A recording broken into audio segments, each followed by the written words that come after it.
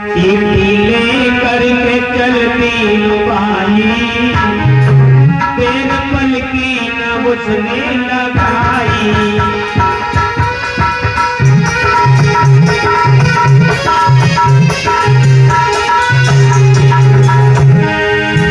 चीटी लेकर के चलती लुगाई, तेरे पल की न उसने लगाई।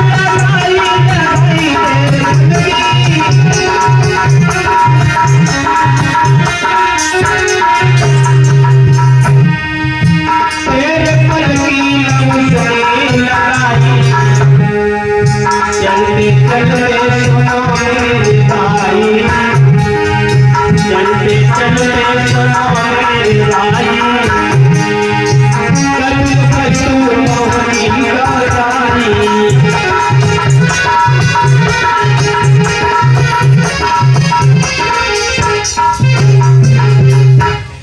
महाराज की दुआई हो, मंगल हो, कल्याण हो। कहाँ से आया हो महाराज जी? हम महाराज दंडपाण के मंत्री हैं। अच्छा अच्छा अच्छा, कैसे आए हो यहाँ पर?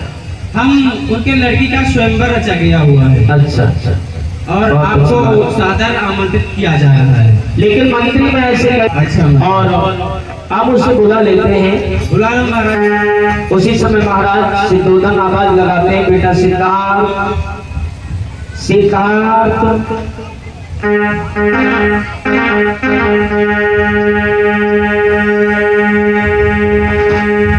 आकर के पिताजी को प्रणाम किया है।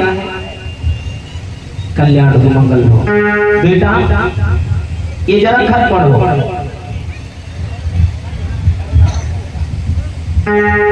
जब खत को सिद्धार्थ गौतम ने पढ़ा है तो उसमें शादी के सुसमाचार लिखे हुए थे। पढ़ने के बाद पिताजी को खत वापस कर दिया। लीजिए पिताजी खत, और मैं ये शादी नहीं करूंगा। महाराज सिद्धोधन कहने लगे, क्यों बेटा शादी क्यों नहीं करोगे? सिद्धार्थ गौतम कहने लगे कि पापा मैंने मना कर दिया कि मैं शादी नहीं करूंगा। अब जब सिद्धार्थ गौतम ने मना कर दिया तो महाराज सिद्धोधन को वही बात महर्षि आसित मुनि की बातों की याद आने लगी। विचार करते हैं कि महाराज महामुनि आसित मुनि ने ये कहा था कि तुम्हारा लड़का सन्यासी बन जाएगा। आज उन्हें ऐसा लगा कि उनके कदमों के तले से जमीन निकल गई। सोचने लगे अब हमारा ये लड़का 100% सन्यासी बनेगा। विचार करते हैं उसे समझाएगा कौन? तो सिद्धार्थ गौतम के एक बहुत ही प्रिय मित्र थे जिनका नाम था छंदक। छंदक को आवाज लगाते हैं, बेटा छंदक। छंदक का नाम होता है। आकर के महाराज को प्रणाम किया है। कहिए महाराज किसने बुलाया है? तो जब वो छंदक आए तो कहने लगे कि महाराज ये बताओ किसने याद किया है? तो आज महाराज सिद्धोधन कहने लगे हमारे सुपुत्र सिद्धार्थ कह रहे कि शादी नहीं करेंगे। जरा ने समझाओ। आज सिद्धार्थ गौतम की कलाई पकड़ी और कांजल नहीं की गई। कांजल के भैया क्यों शादी नहीं करोगे? तो आज समझाने के लिए तो छंदक आए थे, लेकिन सिद्धार्थ उल्टा ही समझाने लगे। कहने लगे कि भैया हम तो शादी नहीं करेंगे, लेकिन तुमसे भी कह रहे तुम भी शादी मत करना। छंदक कहने लगे क्यों? तो सिद्धार्थ गौतम कहने लगे देखो पहले शादी, उसके बाद में बर्बादी, फिर गौनों फिर जीवन भर घुमाना, इस वजह से शादी मत करना। सुनो क्या बोले हैं सिद्धार्थ? अपनी मुसीबत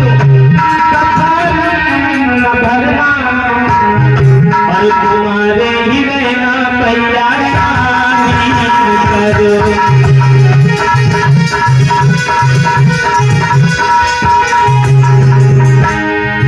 सलाम अपनी मुसीबत का तुम्हारे ही रहना करो।